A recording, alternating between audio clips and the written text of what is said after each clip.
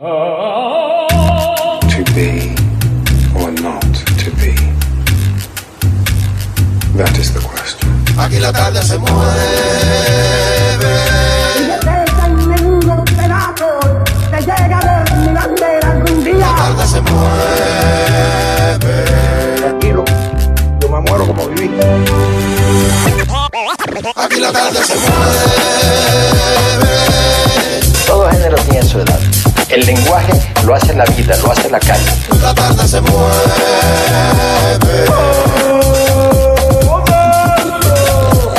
Wow, mami, qué rica tú estás. Ella se quitó la ropa y el Señor dice: esa negra. La tarde se mueve. I have a dream.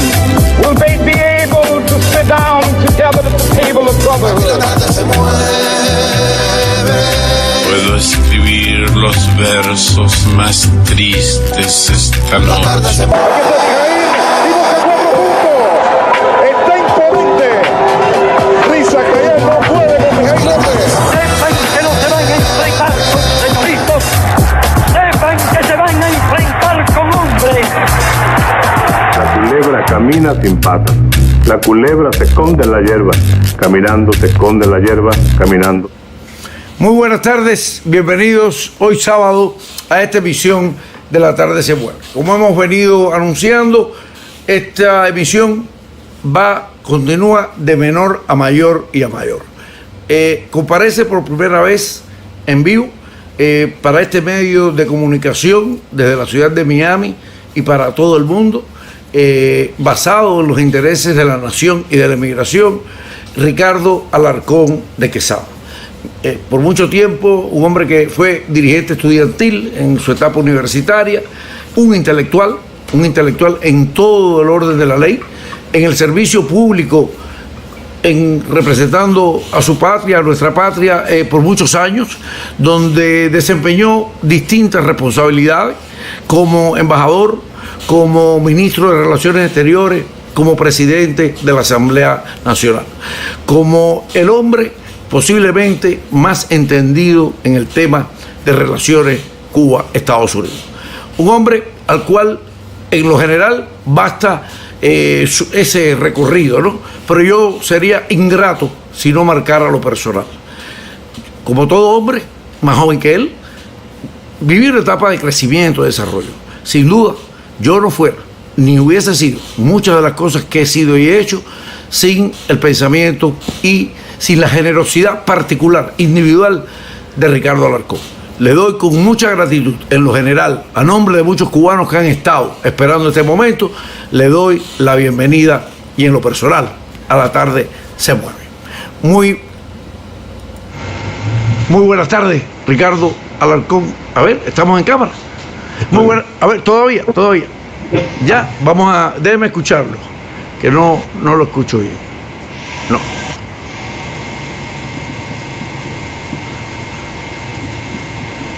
A ver, ¿me escucha? Yo te estoy escuchando perfectamente. ¿Escuchó la presentación? La escuché muy generoso, parte, poco exagerado. No, nada. Muchas gracias, Alarcón, en nombre de todos. Muchas gracias por abrir un capítulo donde vamos a tener el privilegio de contar con usted en una tesitura diferente, como le explicaba. Usted no es un entrevistado. Yo, si acaso, en sus intervenciones haré alguna acotación. Usted decide el cómo, el cuándo y el qué. O sea, los temas los decide usted, los desarrolla usted. Yo simplemente estoy aquí como un interlocutor, como parte de los oyentes, pero realmente usted tiene un tratamiento diferenciado, excepcional. Usted dice de qué quiere hablar, le voy a poner en perspectiva, dice de qué quiere hablar y lo matiza. Usted elige.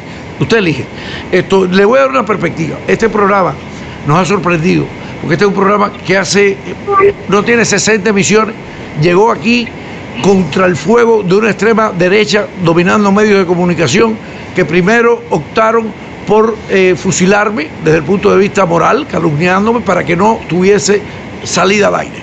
Después, desde el punto de vista físico, y logramos abrir la emisión. No contamos con recursos de nadie. ningún recurso de las personas que antes habían apoyado, ninguno, no contamos recursos. La emigración cubana, yo creo que esto es un acto político, lo decía ayer, los emigrados cubanos con su aporte legítimo a través de contribuciones personales, públicas, han financiado y están financiando este estudio. Yo comencé con un teléfono debajo de una mata, un teléfono. La emigración ha financiado y ha montado un estudio. Y aquí realmente una audiencia tremenda y realmente su llegada pues marca un momento importante. Así que le doy la bienvenida y simplemente aquí estamos para escuchar. Bueno, ante todo déjame decirte, ¿me estás viendo? Sí, perfectamente. Lo están viendo miles y miles de personas en este momento, Alarcón. Bueno, para todos ellos entonces un saludo muy afectuoso, muy cálido. Cálido, estoy en La Habana, las temperaturas son realmente, yo no recuerdo en toda mi vida un calor, un verano como este que está sintiéndose en La Habana en estos momentos. Mira, yo quisiera saludar a todo el mundo, todo el que te esté siguiendo, y francamente no sé exactamente por dónde empezar, por eso. Bueno, yo le voy a dar 2 o 3 tips, déjeme darle algunos tips.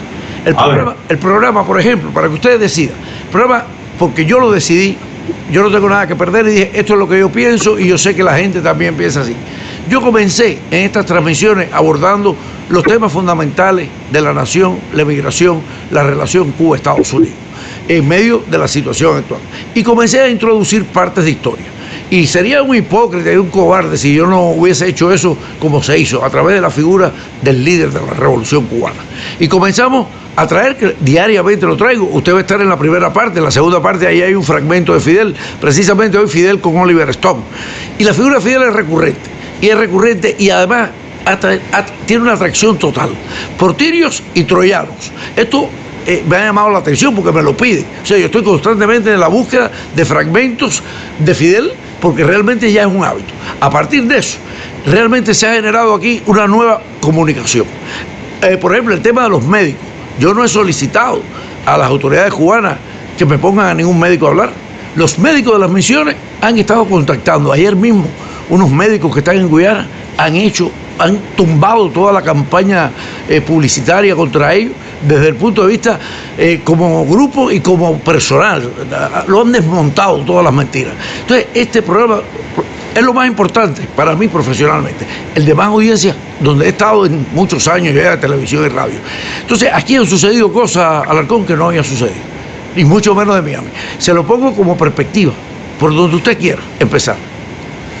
Mira, el mundo, yo pensando cuando venía para acá para tener esta entrevista contigo, lo primero que pensé, como lo digo, es la fecha. Donde usted la tome. ¿Qué día es hoy? 25 de abril. Hoy, un día como hoy, en el año 74, fue la famosa Revolución de los Claveles. ¿Te acuerdas de qué cosa fue eso? Sí. ¿Recuerdas, oyentes, tú están viendo? Fue un movimiento muy interesante, muy importante, que me parece que hoy tiene un gran simbolismo. Porque estamos viviendo en un momento, con esta cosa de la pandemia, con el caos que hay internacionalmente, con las consecuencias que pueden venir y que todo el mundo calcula que van a venir, ya están viniendo, por culpa del famoso coronavirus. La pregunta es, ¿para dónde vamos? ¿Qué vamos a hacer? ¿Qué va a pasar en este mundo? Y yo pensando en eso, y en tu programa, yo dije, concho, si hoy es el 25 de abril, la Revolución de los Claveles. ¿Qué cosa fue la Revolución de los Claveles?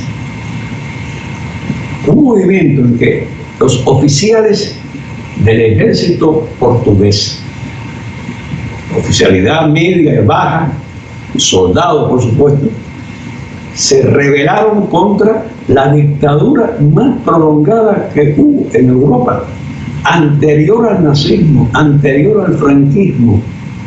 El fascismo portugués se remonta a los años 20, cuando empezaba Mussolini con su campaña, etc. Bueno, el 25 de abril de 1974 salieron juntos socialdemócratas, comunistas, ultraizquierdistas, oficiales, militares independientes, todos se reunieron y crearon realmente un momento que fue como un giro de esperanza enorme en el mundo entero. Parecía como que se abría un nuevo camino. Y yo no sé si sea exageradamente optimista pensar que a lo mejor ahora, cuando la humanidad tiene que buscar a ver cómo diablos sale de esta dichosa pandemia y de las consecuencias de la dichosa pandemia sobre todo el mundo, si el camino no está en abril, si el camino no está en la revolución de los claveles, si el camino no está en sumar, unir, más allá de las ideologías, más allá de las militancias, más allá de las filosofías políticas de cada cual, como hicieron los portugueses en aquel memorable abril. Y por cierto, en el mundo entero se habla mucho de la derecha, los avances de la derecha, etcétera, etcétera. Pero en Portugal hoy gobierna un gobierno de un primer ministro socialista apoyado por el llamado bloque de izquierda, por los comunistas, la izquierda, etcétera, etcétera. O sea, aquel mensaje de abril de hace casi medio siglo todavía tiene vigencia, tiene valor. Y yo me pregunto, estamos llegando a un momento en que ante nosotros y ante nuestros hijos y nuestros nietos se abre un camino o una disyuntiva muy clara. O esto se hunde de verdad, va a ser el acabose para la vida humana en la tierra, o somos capaces de encontrar un camino de salvación que solo puede venir de la suma de fuerzas más allá de las ideologías, más allá de las filosofías, más allá de lo que piensa cada cual. Yo creo que estudié filosofía y letras, no lo dijiste en tu introducción, que me hablaste de todo, pero mi estudio original es todo de filosofía y letras, y por eso me he permitido filosofar un poquitico, pero me parece realmente por ahí andan los truenos en este momento. Alarcón, en este momento se dan dos posiciones en Cuba, se pone en el tema de la comunidad cubana y la migración un grupo importante, grande, mayoritario de cubanos que le han pedido, encabezados por el sargento, por el soldado Lazo, hoy profesor universitario, una solicitud general a la administración del presidente Trump de que ante este hecho humanitario al menos relaje las sanciones del bloqueo a Cuba. Ha surgido una derecha de nuevo tipo, y digo de nuevo tipo porque plantea los mismos postulados, sin embargo no son generacionalmente consecuentes. O sea, yo entiendo que un batistiano hable como un batistiano y que alguien que perteneció a una república hable añorando esa república. Pero un grupo de usufructuarios que yo los hago el equivalente con los antiguos voluntarios que ayudaban al ejército español, han surgido como voces a decir que lo que hay es que levantar un bloqueo interno. Han sellado la frase, que en Cuba lo que hay es un bloqueo interno y que el bloqueo americano realmente no tiene impacto. Sin mencionar nombres porque no lo merecen. Ellos esperan que yo los mencione. Ese es Ricardo Alarcón de Quesada. Ustedes no merecen ser mencionados. Ustedes como grupo, como tendencia. Me gustaría que usted hablara un poco de ese tema en general, como usted lo quiera abordar. Tema de las políticas exterior, esta impuesta a Cuba hace tantos años, y el tema de estas facciones siempre tratando de desviar la atención, haciendo el juego de los antiguos voluntarios españoles. ¿Cómo usted quiere ponerlo? Una vez un periodista norteamericano me hizo una pregunta que realmente la repetían muchos de ellos. Esa cantaleta de que el bloqueo no existe, que el bloqueo realmente beneficia a la revolución cubana, un argumento, una excusa perfecta. Mi respuesta siempre ha sido, y es, y seguirá siendo, muy sencilla. Si es así, ¿por qué no lo levantan, aunque sea por un ático? Si es una excusa que nos beneficia a nosotros, bueno, quítenlo de excusa, quiten esa excusa que le permite al gobierno, al régimen de Castro justificar todos sus problemas, quítenselo. ¿Por qué no lo hacen? ¿Por qué no lo suspenden ni siquiera por un día, por una semana, por un año? Mira, el mundo, no es solamente que Cuba lo esté planteando, lo han planteado el secretario general de la ONU, lo ha dicho varias veces, el director general de la Organización Mundial de la Salud, la directora de la Organización Panamericana de la Salud, lo está diciendo todo el mundo, no solo contra Cuba, sino contra otros países, en este momento de la pandemia, de la enorme crisis que hay, que aborda a todo el mundo. Realmente es estúpido, es sencillamente estúpido pensar que a alguien le pueda convenir hacerle daño a un tercero, porque te lo estás haciendo a ti mismo también. Claro, vivimos en un mundo loco. Un mundo loco donde hay un señor que aconseja incluso beber desinfectantes o inyectarse desinfectantes. Yo espero que alguien haya dicho lo que dijo la empresa británica que produce esos desinfectantes, que aclaró que ellos no han hecho nada que se supone que sea para consumo humano, y que le aconsejan a la gente que no se vayan a beber sus desinfectantes o a inyectárselo, pero a lo mejor con una persona que no voy a calificar, y no es por generosidad, no es por respeto, es sencillamente porque no tengo calificativo para poder decir qué cosa es el señor Trump. No hay palabra en el diccionario, ninguna sirve para describir a esa persona. Bueno, el mundo entero está buscando, porque la necesita, solidaridad para enfrentar esta pandemia. No es por gusto que haya médicos cubanos en Italia, uno de los países más golpeados por la pandemia en Europa. Pregunten a los italianos, ¿pero qué piensan ellos de la colaboración médica cubana? O pregúntenselo a los del Principado de Andorra, pequeño estado que está entre España y hacia el territorio francés, la zona esa de los Pirineos. Pregúntenselo además a la cantidad de personas en el mundo entero que están reclamando y buscando productos cubanos y medios cubanos para ayudarnos a enfrentar esta pandemia. ¿Cuál ha sido la respuesta de Cuba? La elemental, la que se le ocurra a cualquiera. A mí me conviene que se reduzca la infectación en los Estados Unidos porque están aquí al lado. Me conviene, a mí como cubano me conviene muchísimo que no crezca la pandemia en el Caribe, en Centroamérica, en América, en Estados Unidos. Como Estados Unidos igual a los norteamericanos. Es decir, estamos en un momento real en que la gente está convocada a pensar un poquitico más con sus cabezas, a ser un poquitico más racionales, porque realmente la situación que enfrentamos todos no es de amigos. Cuba no es el caso peor, ni mucho menos, pero ni mucho menos.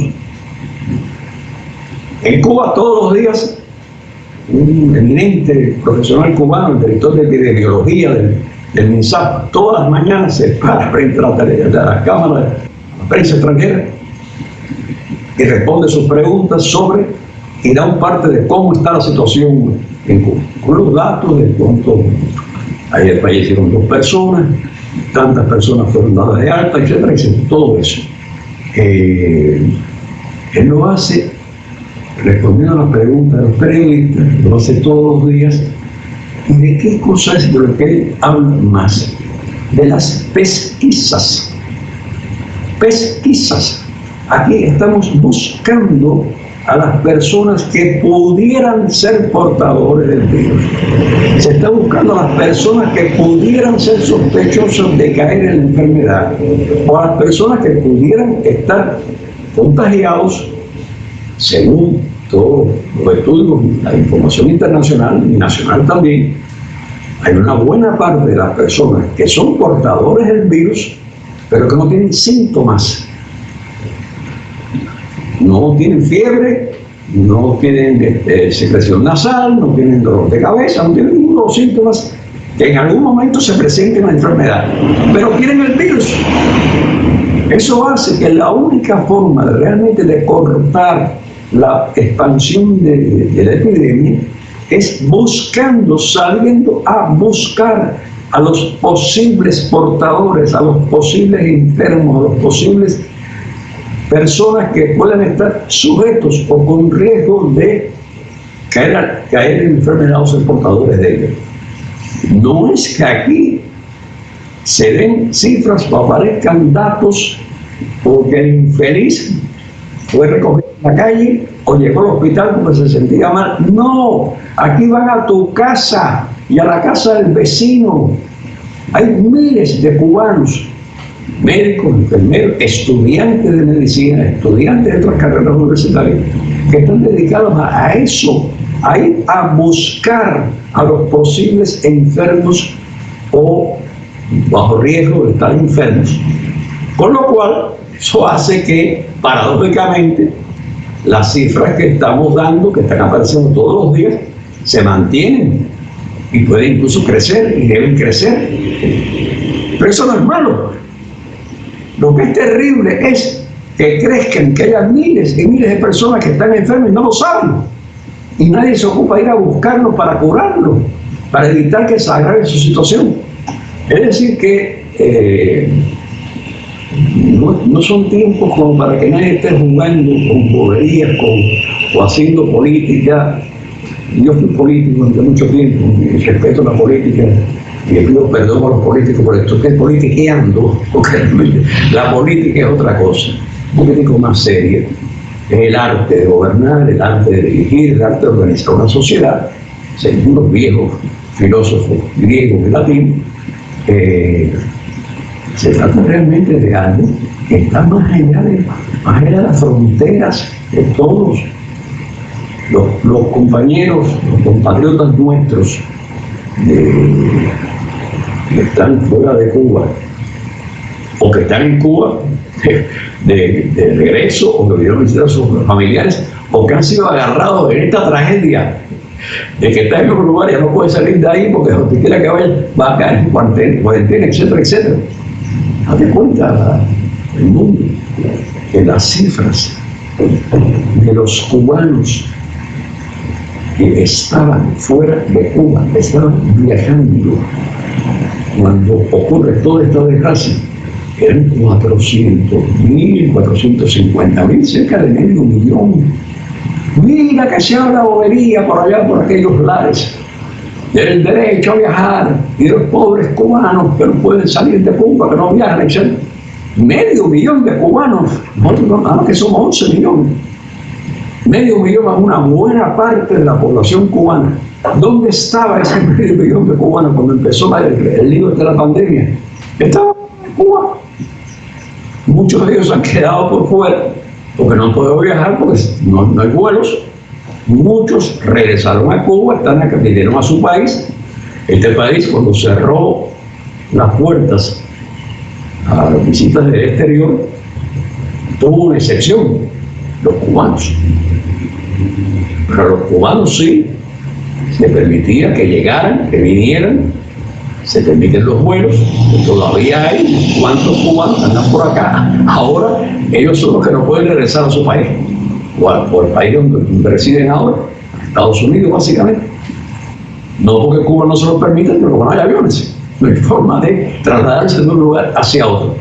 Es una situación bien complicada, que requiere mucha racionalidad, mucho equilibrio mental, evitar que no solo ser contagiado por el virus del COVID, sino también ser contagiado por el virus de la desinformación, de la bobería, la tontería, que desgraciadamente todavía campea por muchos lugares, frente a lo cual programas y esfuerzos como lo que hacen algunos periodistas como tú son realmente el mejor antídoto. Ricardo, quería hacerle una pregunta, recordando a Fidel, cada día hay un movimiento, hay algo que yo he podido comprobar, hay una búsqueda del pensamiento de Fidel Antes, incluso por las personas que antes rechazaban, hoy quieren saber qué decía puntualmente. Y yo buscando hemos encontrado casi vaticinios sobre lo que podía suceder ante diferentes lecturas que él hizo sobre la realidad mundial. Se refirió a esto que él no sabía que iba a pasar, pero como que lo vaticinaba que era posible. Sí, señor. Esa es una... Bueno, para empezar, ¿cómo diablos hubiéramos podido enfrentar esta situación si a un señor llamado Fidel Castro no se le hubiera ocurrido hace varios decenios la importancia del desarrollo de la biotecnología en Cuba? El famoso interferón. Sí, ese interferón que producimos entre otros lugares, no solamente en Cuba, sino en una fábrica que tenemos en China, y que fue uno de los instrumentos principales que los chinos usaron para acabar con la enfermedad allá en China, y han tenido grandes éxitos en lograr aplacar, contener, reducir ese interferón. Empezó a producirse en Cuba porque Fidel Castro lo descubrió hablando con unos médicos norteamericanos, unos científicos norteamericanos. Estaban conversando aquí, estaban de visita en Cuba, estaban hablando acerca de la lucha contra el cáncer, y uno de esos médicos le explicó a Fidel que había un producto nuevo que era interferón, le explicó lo que era, etcétera, etcétera. ¿Dónde se producía el interferón? El único lugar del mundo donde se hacía era en Finlandia. Y Fidel mandó a Finlandia a un par de científicos cubanos, uno era un amigo mío, o allá a Finlandia, se tuvo que fajar con ese idioma rarísimo como el finlandés y aprender cómo producir interferón para venir a producirlo en Cuba también después. Estoy hablando de hace más o menos antes de la revolución de los claveles. Ahora hay centros de investigación en Cuba que no solamente investigan, sino que producen diversos fármacos y diversas cosas que ayudan. No existe nada todavía, un antídoto, una vacuna contra el coronavirus, este coronavirus, para curar la COVID-19, pero sí existen, y en Cuba los tenemos, más de uno, medicamentos, productos que elevan la capacidad de defensa del organismo, levantan tus defensas, levantan tu inmunidad. Y si la persona está con un nivel superior de inmunidad, si logra levantar sus defensas, como se decía en mis tiempos, eso le sirve para enfrentar cualquier enfermedad, incluyendo esta, incluyendo el famoso coronavirus que produce la COVID-19. Ese es un ejemplo, pero hay muchos más. Y la humanidad poco a poco lo va a ir sabiendo, porque realmente, ojalá esta fuera la última pandemia que el ser humano tenga que afrontar. Nadie sabe cuándo esta va a terminar. Nadie sabe hasta dónde va a llegar. ¿Dónde sea? Le dice el virus chino. Pensaba que era una cosa de los chinos, eso no existía. Ahora dicen, las últimas cosas que he leído allá en Estados Unidos, se publicó que realmente cuando el primer muerto norteamericano se produjo en el estado de Washington, no era el primero, hacía varias semanas que había habido casos de COVID-19 en la zona del Pacífico de Estados Unidos, en la zona de California, etcétera, que nunca fueron reportados. Hay que ver si realmente el virus era chino, como le gusta decir a Trump, o no era exactamente chino, o cuándo fue que empezó a golpear realmente a la población de los Estados Unidos de América. Ya se sabe, según se acaba de publicar en Estados Unidos, que no fue cuando dijeron, sino varias semanas antes. Porque se sabe que meses antes que el presidente descubriera que había una enfermedad llamada COVID-19, realmente sus colaboradores, los científicos norteamericanos, habían advertido meses antes de lo que venía para arriba de Estados Unidos como consecuencia de la expansión de esta epidemia. En otras palabras, yo creo que me alejó bastante. Déjeme puntualizar algo, ya que usted ha tocado esto, como ha dicho, o sea, le hago un poquitico atrás. Cuando regresé, yo veía el panorama y regresé, entre otros objetivos, con traer una voz al tema de las elecciones y al voto cubanoamericano. Y veía, lo primero que decía es que veía un Trump incumbente con una base nucleada a su alrededor, independientemente a que yo veía un acto de gran fortaleza constitucional por parte de Nancy Pelosi y los demócratas en el hecho de encauzar al presidente, abrir ese encauzamiento, que eso, desde el punto de vista de la reelección, yo creo que lo fortalecía, porque hay una base ahí que efectivamente se nucleó alrededor de él. O sea, yo veía a Trump ganador. Estos hechos que usted menciona, la evidencia que el pueblo americano ha recibido de un acto irresponsable, puntual como este, adiciónele que él suspende además determinados aspectos del Obamacare que hubiesen evitado muertes, pero está desactivado.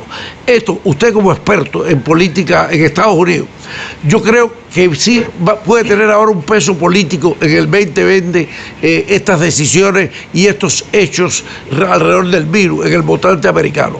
Usted, que conoce mucho Estados Unidos, ¿cómo usted lo ve? Bueno, mira, ese país también puede llamarse Estados Desunidos. No es un solo país, no es una cosa homogénea, como se sabe. Ahora mismo, en estos días, hay manifestaciones por la calle de gente reclamando el fin de las restricciones que el gobierno finalmente se vio obligado a poner por recomendación de todos los científicos de este planeta, de todos los que saben de esto. La única forma de tú cortar una epidemia es cortando los vínculos, las posibilidades de extensión, de propagación. Hay gente que sale a protestar, hay estados que están anunciando, creo que el lunes ya algunos van a abrir, vi hoy en la televisión, creo que era en Georgia, que abrieron peluquerías, que abrieron determinados comercios pequeños, etc. Y para el lunes se abren prácticamente todo. Hay gente que está reclamando por eso. Hay gente que, cosas peores. Hay que ver las cartas que dicen algunas de esas personas. Para ellos esto es el comunismo. Las medidas adoptadas por el gobierno norteamericano, por las autoridades federales para tratar de parar la epidemia, es lo mismo que el comunismo. Es quitarte tu libertad de hacer lo que te dé la gana. El hacer lo que le dé la gana a uno, que para algunos es el ideal norteamericano, es exactamente lo que ama el coronavirus. Lo que ama ese virus por encima de todo es que haya suficientes comemierdas. Salgan a las calles a decir: yo hago lo que me dé la gana, porque yo vivo en un país libre, que los Estados Unidos, el gobierno no decide, etcétera, etcétera. Mira, mi amigo, si es así, se van a buscar un lío fenomenal. El mundo entero lo está viendo y lo está criticando. Comparan eso con la actuación, la actitud de los gobiernos europeos. No te hablo del comunismo, del anticomunismo, no, los gobiernos europeos, todos ellos, Alemania, Italia, Francia, España, a pesar de lo que significa para ellos las dificultades que han tenido, todos tratan de tomar medidas, de contener, siguiendo los criterios de la gente que sabe. Cuando tú estás enfermo, tú no vas a ver a un político, tú vas a ver a un médico. Señor, ¿a quién se le ocurre eso? Si tú estás enfermo de gravedad y puedes morir, ¿qué diablos vas a esperar que te diga un político que te recomienda que te tomes un jarabe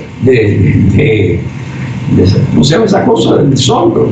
Lo que Trump recomienda que beba de un desinfectante. Sí. Pero un médico de tu confianza que te pueda ayudar a salvarte. Yo por eso no sé, creo que para mucha gente en Estados Unidos por supuesto, están pensando, caballero, y pensar que hubo gente que decía que era lo mismo Hillary que este caballero. Sí, señor. Lo mismo uno que el otro. Es verdad que hay gente que hoy puede rechazar y quizá le sea difícil al presidente reelegirse este año en determinados sectores, pero desgraciadamente hay otros que no. Trump no surgió de la nada. Trump surgió como expresión de un país donde el problema no es Trump, el problema es el trumpismo. Que hay muchos como él, muchos que piensan como él. Desgraciadamente, la única forma que la historia muestra que esa gente se ve obligada a recapacitar es con los golpes que la historia suele dar, que a veces son muy duros, a veces son implacables, no se los deseamos francamente. Yo no creo, no sé eso que dicen que bueno, cada cual tiene el gobernante que se merece, los norteamericanos se merecen a Trump. Yo no creo que nadie se lo merezca, francamente. No creo que son tan malos como para eso. Alarcón, hay una figura y hay preguntas que yo en otro momento no hubiese hecho porque era una figura no solo pública, oficialmente. Él es una leyenda de la revolución. Por tanto, no tiene funciones oficiales. Él ahora puede opinar muy ampliamente porque no hay ninguna incidencia, temas que Cuba trata con mucha discreción desde el punto de vista oficial. La figura de Sanders, la figura de Bernie Sanders, que aquí lo querían crucificar cuando reconoció el sistema de salud y de educación de Cuba.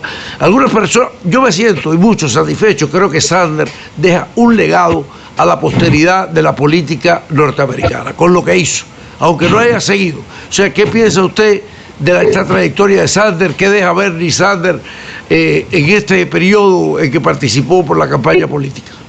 Y las cosas que habló de Cuba. Bueno, yo creo que Sanders evidentemente levantó el nivel del debate político norteamericano, hizo que colocó sobre el tapete, sobre la mesa de discusión, cuestiones realmente importantes para la gente, como el derecho a la salud, la educación, en fin, de cosas que para los que no somos norteamericanos nos resultan a veces insólitas, por decirlo menos. Las deudas estudiantiles, la cantidad de personas que viven todas son pagando lo que deben para haber podido estudiar una carrera universitaria. Imagínate tú decirle eso a un joven cubano que desde que nació hasta que terminó la carrera, hasta que fuera, no le ha costado un centavo, ni por supuesto la deuda nada. Bueno, ese tema, el tema del acceso a un sistema de salud no comunista, sino canadiense, británico, francés, como el que tiene cualquier otro país desarrollado. Estados Unidos es el gran país del mundo, la gran potencia, el más rico, etcétera, etcétera, pero con el peor sistema de salud del planeta entre los países desarrollados.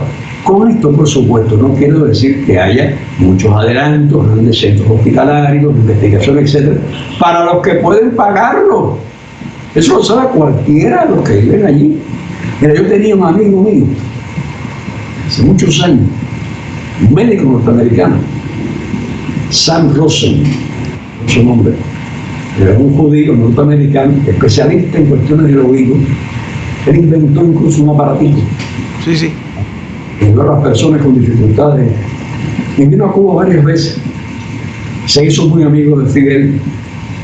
Enseñó aquí en Cuba la técnica para el aparatito ese. Él vivía en un excelente apartamento en la avenida Park Avenue, famoso de Manhattan.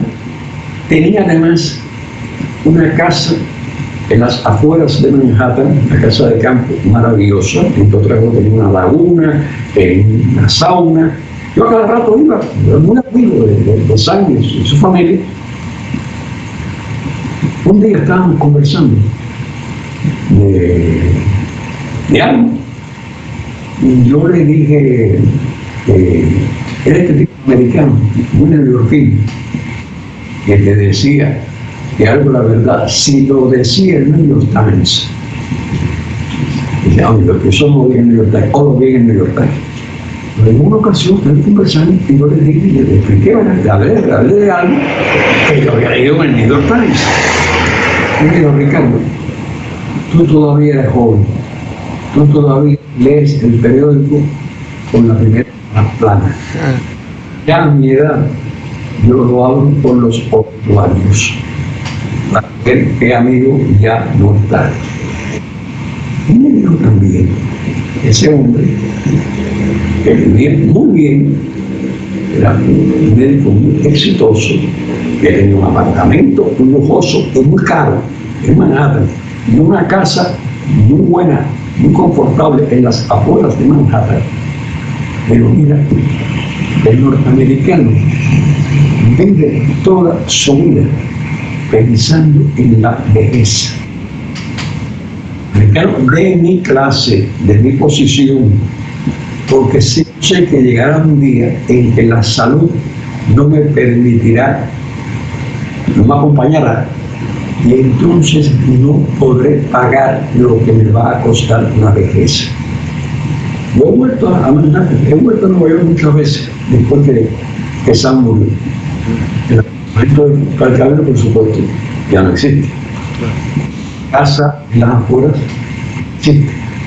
Es decir, no son de ellos ya. La viuda encontré en un apartamento muy modesto, one room apartment, un estudio en la parte alta de Manhattan, del oeste, bien distante de lo que era Calcabel y compañía. Lo pongo como un ejemplo. Una persona, médico exitoso, descubridor de una técnica que le dio mucho dinero, que vivió muy bien una buena parte de su vida, pero que vivía con la angustia de que sabía que algún día la salud no lo iba a acompañar y él no podría afrontar los gastos que esto significaba. Bernie Sanders es un hombre que se le ocurre cosas que para algunos norteamericanos suenan muy radicales, muy extremistas. Imagínate tú, la salud como un derecho para todos. Por supuesto que es un derecho para todos. Educación como un derecho para todos. Por supuesto que es un derecho para todos. Pero en Estados Unidos todo eso es mercancía. Todo eso es objeto de lucro. Beneficia a alguien y perjudica a muchos otros. A mí me parece. No dejarme de decirles. Creo que él logró elevar el debate político, por lo menos dentro del Partido Demócrata, a un nivel que ojalá, más allá de cómo se integra la candidatura, lo que podría ocurrir finalmente, se mantenga en fuerza. Cuando la elección anterior... Sí, la elección, es ahora en noviembre, fue hace 4 años, va a ser 4 años. Sí, pero la elección anterior, en ese momento, él también... Sí, sí, estuvo ahí. Aspiró contra Hillary. Sí. Finalmente, Hillary fue la candidata. Él cedió. Sí, pero la convención del Partido Demócrata acogió una buena parte de los planteamientos de Sanders. O sea, el programa de Sanders fue acogido, entre otras cosas, por Hillary Clinton, porque ya sabía que eso contaba con el respaldo de las bases del partido, etc. Pero ahora puede ocurrir algo parecido. Pero de todas maneras, vamos a ver cómo desemboca todo esto, porque una cosa es lo que dice el documento de la plataforma del partido y otra cosa es lo que el gobernante vaya a hacer si llega al gobierno, etcétera, etcétera. Pero lo que sí no hay la menor duda es que estas últimas 2 campañas electorales en Estados Unidos, dentro del Partido Demócrata, ha habido realmente un desarrollo bastante novedoso, que se han debatido ideas, propuestas que realmente tienen mucho que ver con la verdadera democracia, que tiene que ver con el comunismo. Creo que es un hombre honrado, honesto, capaz de expresar sus puntos de vista y hacerlo con valor. Francamente, es penoso que él haya tenido que afrontar críticas, insultos, cosas terribles, por haber dicho algo que se cae la mata. Que en Cuba hubo una campaña de alfabetización que se acabó con el analfabetismo en un año. Y eso fue hace medio siglo. Eso lo sabe cualquiera. El que no lo sabe es un ignorante. Dicen alguna gente por allá, por tus lares, que era para adoctrinamiento, el comunismo, qué sé yo. Ay, mijito, por favor.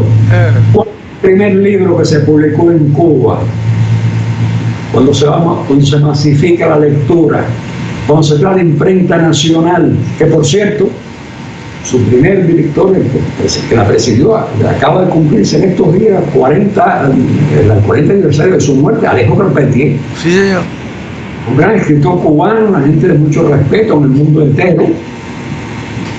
Alejo fue el que primero dirige la imprenta nacional, que se crea precisamente para eso, para que la gente que había aprendido a leer y escribir pueda hacerlo. ¿Y qué fue lo que se publicó? El Manifiesto Comunista. No, el ingenioso Hidalgo Don Quijote de la Mancha, la edición más grande que se ha hecho nunca es de ese libro, 100.000 ejemplares que la gente devoró en este país. Estoy hablando de los comienzos de los 60.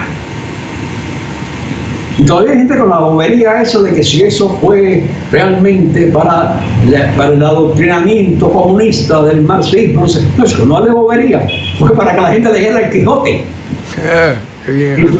Gente de eso, uno de los mejores escritores que ha dado este país, el Alejo. Es decir, que el pobre Sanders realmente lo que dijo era cosa tan elemental que nadie debió haberse sentido molesto por eso.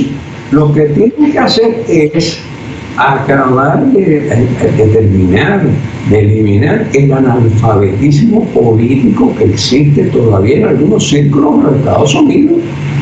Patético, lamentable, que da ganas de llorar. Sí, sí.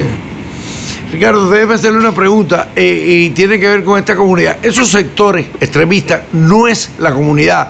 El único medio donde pueden expresarse, no lo digo hasta con pena. Yo estoy convocando.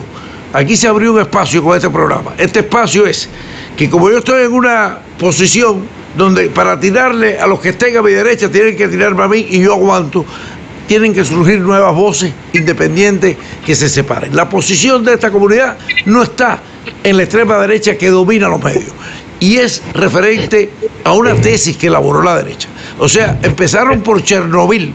Cuando el virus todavía no llegaba a Cuba, anunciaban que Chernobyl fue el detonador de la caída de la URSS. Y entonces apostaron públicamente a que el coronavirus es la apuesta para que implosione el gobierno revolucionario de Cuba. O sea, esa era la tesis, tan cruel como, en mi opinión, ignorante. Claro, pero mira, y además peligrosa, porque hay gente que piensa que el coronavirus puede ser lo que ayuda a la implosión del capitalismo. Porque en definitiva, ¿qué cosa es lo único que hasta ahora está demostrado? Que los sistemas médicos, los sistemas de tratamiento de salud imperantes en algunos países del mundo, en muchos países del mundo, son incapaces de enfrentar una situación como esta, porque no están concebidos para eso. Algunas cosas se hicieron, Obama trató de hacer algunas cosas, por cierto, incluso en este tema de las infecciones. Una de las cosas que el gobernante actual de Estados Unidos eliminó en cuanto acabó con las cosas, el legado Orano, fue eso.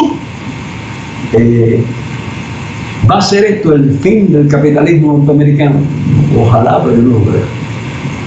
Yo sí creo que va a ser esto que está pasando en el mundo la puerta de paso a una recomposición, un replanteo del modo de hacer la política, del modo de gobernar Porque en el mundo se hacen críticas, se señala que alguien tiene que responder por eso que ha pasado.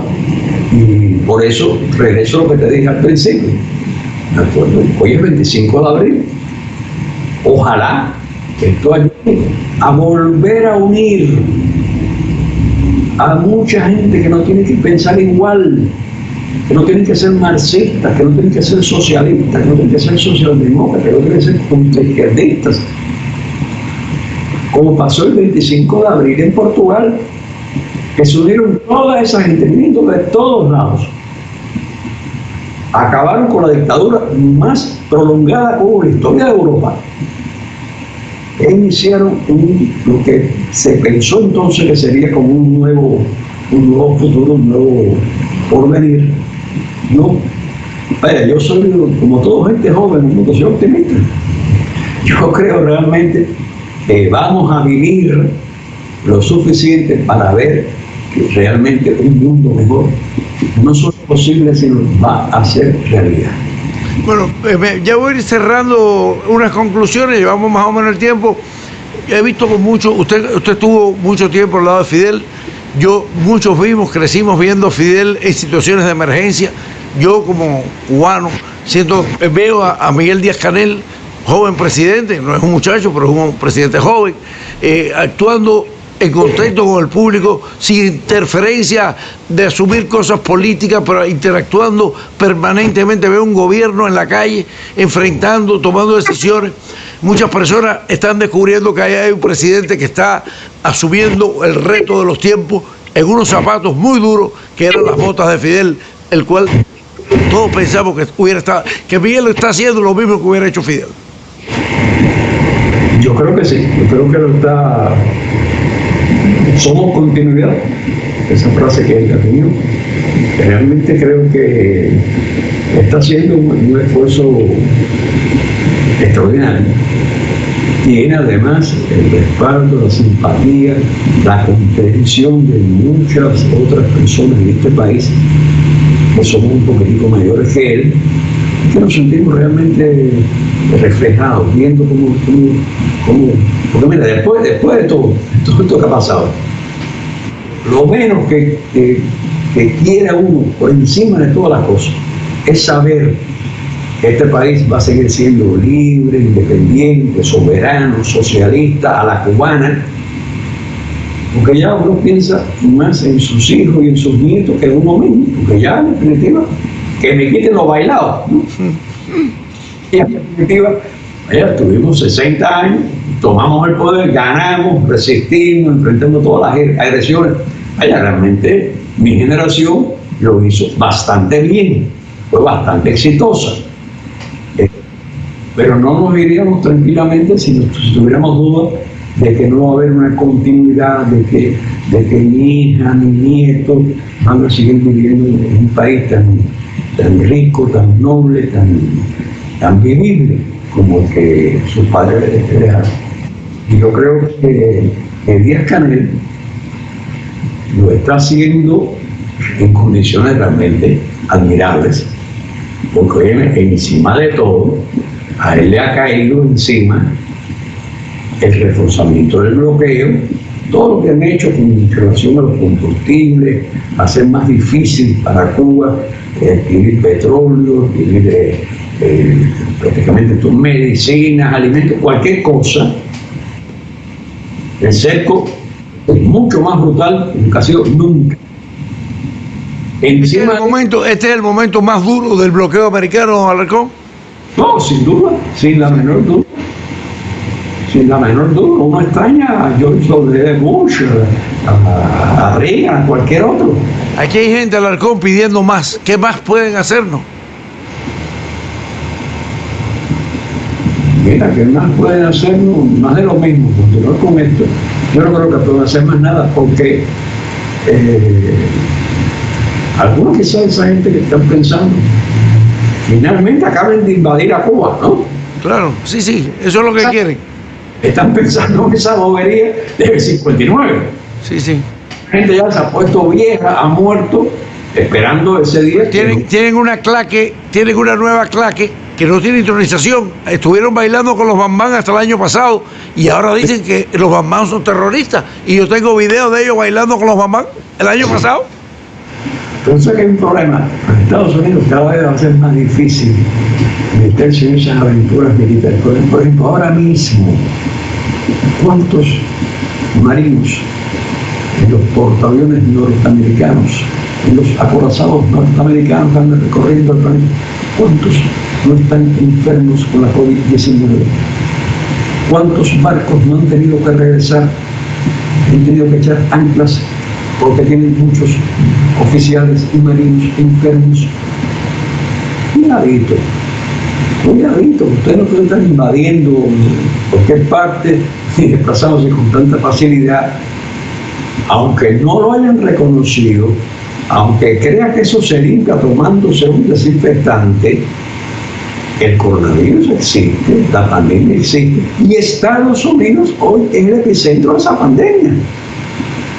Cuidadito, que si alguien necesita solidaridad, si alguien necesita que haya acuerdo entre todos para poner fin a esto y ayudar entre todos a ponerle fin, en Estados Unidos, más que nosotros, más que otros países, por favor, miren, quitárnosla, dicen, por cierto, me molesta cuando dicen la contribución, la ayuda, no sé, con lo que todos los países tienen una cuota que pagar a las Naciones Unidas. Hay una escala de cuotas, yo lo conozco bastante bien. Yo empecé mi trabajo en la ONU, en la 5ª comisión que era de Asuntos Financieros, de la Asamblea General, hace muchos años. Sí conozco bien el tema. Todo el mundo paga conforme a su PIB, a su desarrollo, a su crecimiento, a su población, en fin, una cuota que es como la membresía de un club. No se le llama contribution, porque eso sabe la gente, no sé, usa un lenguaje más elegante, los diplomáticos, pero es la cuota que te corresponde a ti pagar. Y cuando tú no pagas 2 años lo que te corresponde pagar, tú pierdes tus derechos. No es una gracia que todo Estados Unidos negó, amenazó con no darle más su contribución a la OMS. Mira, China dio, eso sí, aparte la puso otra. China regaló 20 millones, ahora 30 millones. Ya no son los dueños del mundo. Se puede ir con su música a otra parte, deja la OMS, deja la OMS y sigue bregando tú solo contra una pandemia que no existe. Algún día, me imagino, ojalá por el noviembre, el pueblo norteamericano lo van a contar. Vamos a ver, yo no creo que sea eso inevitable, porque desgraciadamente, si Trump llegó a la presidencia, porque en Estados Unidos hay unos cuantos que son como Trump. Terminando, le comento algo. Comencé, a partir de estos videos de Fidel que comencé a poner, empecé a pensar en trabajar un grupo de entrevistas, y después pensé que esas entrevistas las quiero convertir en un libro, y ya tengo el título de un segmento que esta mañana acaba de cuajar. Yo pensaba los amigos de Fidel, no escogiendo a los compañeros que viven en Cuba o que trabajaron con él, esas personas que viven en otros países y que tuvieron realmente una relación personal con Fidel. Ya han confirmado la emigración, me comuniqué con un emigrado cubano en Buenos Aires, ya confirmó y le mando un saludo, va a participar esta semana a contar su experiencia personal con Fidel. Le comenté que usted estaba, me dijo, mándale un saludo a Ricardo, que lo quiero tanto. Miguel Bonazo, que está viendo la transmisión. Miguel Bonazo va a ser el primer entrevistado de esta serie, Los Amigos de Fidel, la próxima semana. Qué bien. Miguel Bonazo. Mándale mi saludo también. Alarcón, le doy las gracias. Coordinamos, hablamos, creo que la audiencia está en un punto récord. Hablaremos de otros temas, pero muchas gracias por su participación. Muchas gracias, encantado del mundo. Muchas gracias. Han tenido ustedes la presencia